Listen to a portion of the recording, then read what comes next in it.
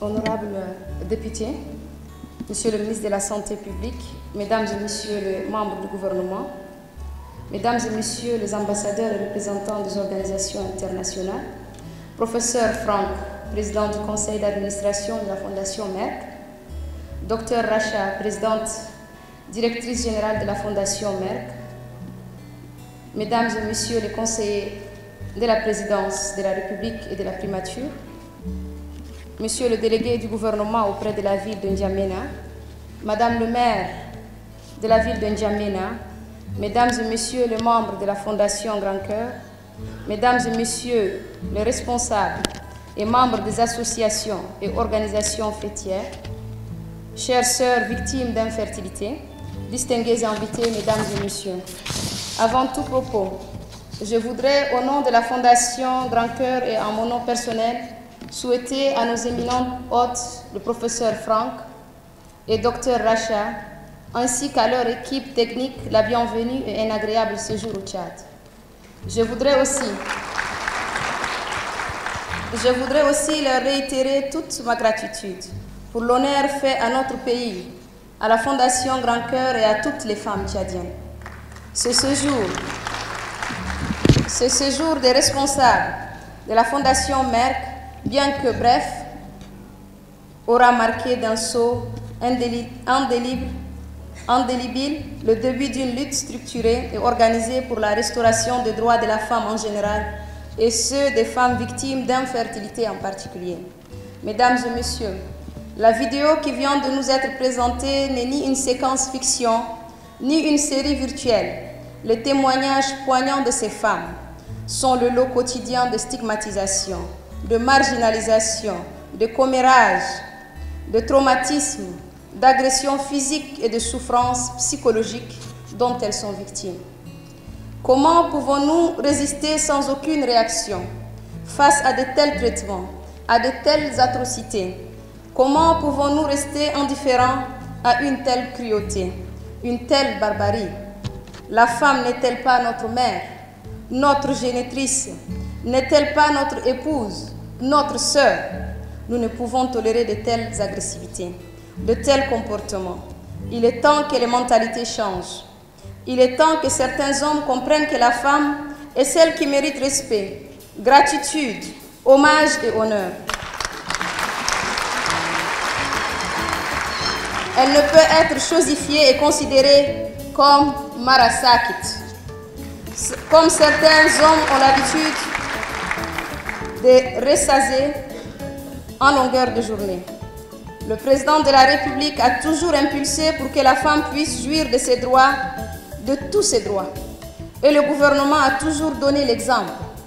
Mais les pratiques néfastes et les pulsions négatives demeurent chez beaucoup d'hommes qui pensent que le mal est toujours du côté de la femme.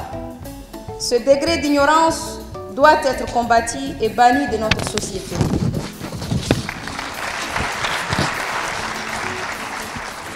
L'infertilité n'est pas seulement observée chez certaines femmes.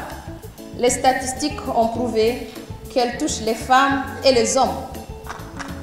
Donc, elle est à la fois masculine et féminine. Et nous devons faire l'effort nécessaire pour comprendre et expliquer l'enjeu. Cet exercice passe par la sensibilisation en mettant en première ligne les leaders d'opinion, les dépositaires de nos us et coutumes, les médecins, les sociologues et surtout les médias, les artistes et d'autres canaux appropriés. Les jeunes doivent connaître les facteurs de risque, les causes des avortements et l'hygiène corporelle qui sont les causes principales de l'infertilité.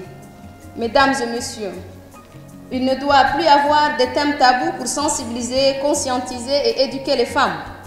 En tant que première ambassadrice de Merck, appuyée des milliers, sinon des millions d'ambassadrices que vous êtes, nous devons porter et soutenir ce projet de Merck et aussi de la Fondation Grand Cœur désormais. Soutenir nos sœurs infertiles pour qu'elles recouvrent leur santé et arrivent à faire des enfants. Nous nous battrons jusqu'au bout en utilisant toutes nos forces et nos énergies pour que la prise en charge médicale et leur autonomisation soit effective. Chères sœurs, soyez rassurées que la Fondation Grand Cœur et la Fondation Merck vous soutiendront et seront toujours à vos côtés pour que vous puissiez recouvrer votre santé, atténuer vos difficultés et être plus utile à la société. Des plans sont déjà échafaudés par la Fondation Merck et la Fondation Grand Cœur pour votre autonomisation et votre suivi médical. J'invite donc tout le monde, femmes et hommes sans exception, à adhérer à cette noble lutte, cette lutte salutaire pour l'épanouissement et le développement de notre société commune.